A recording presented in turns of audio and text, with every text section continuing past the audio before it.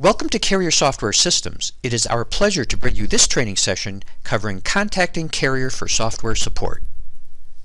A separate training session titled HAP Help and Support available on the web, and also Help and Support Integral to the Program is available.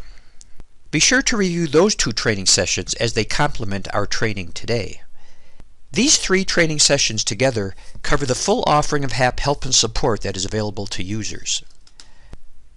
Okay, our first objective for this training session is to learn the recommended way to contact software system support staff if you are a HAP user in the US or Canada.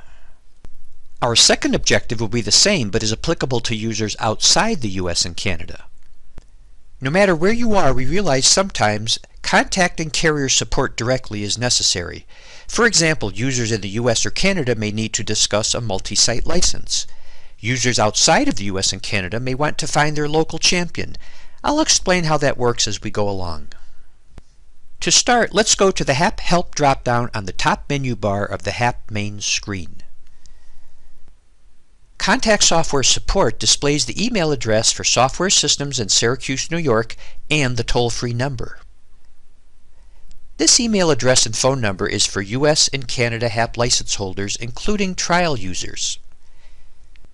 Our support engineers are based in the US and provide support from 8 to 5 Eastern Time, Monday through Friday. The cost for this support and any and all updates to HAP is included in the small annual renewal fee. Support is a major benefit for keeping your HAP license current, as we are often able to save you time and money by solving your issue. So how do you contact us if you're in the US or Canada? The recommended approach is to send us an email. With an email, the initial support person can quickly share your question with Level 2 support if necessary to arrive at the best and quickest answer. Also with an email, you will have a written response to reference for your job file. Emails provide a history, a paper trail, such that the HAP support team can see what steps have been followed to resolve the issues.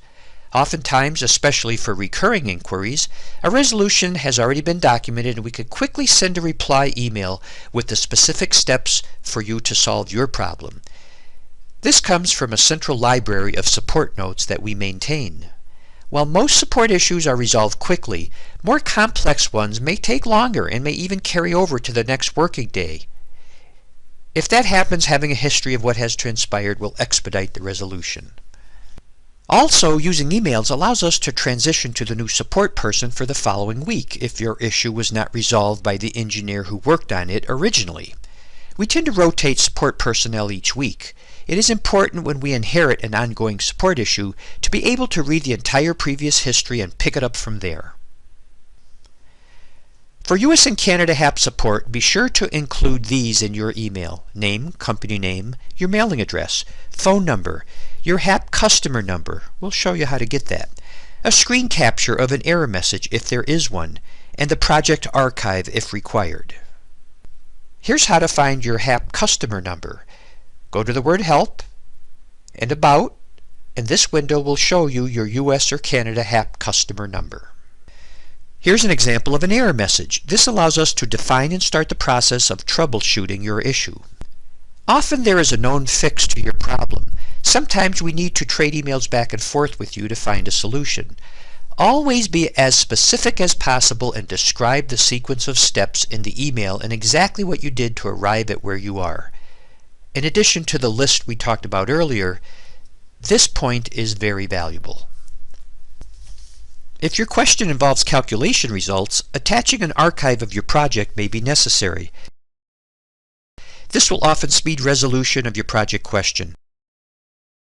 An archive allows us full view of your project inputs and results. Often we can touch up your archive and return it to you with our fix and suggestions on board. Archives are not required on all requests for help. An issue not involving some calculation result is one that may not need an archive to be attached.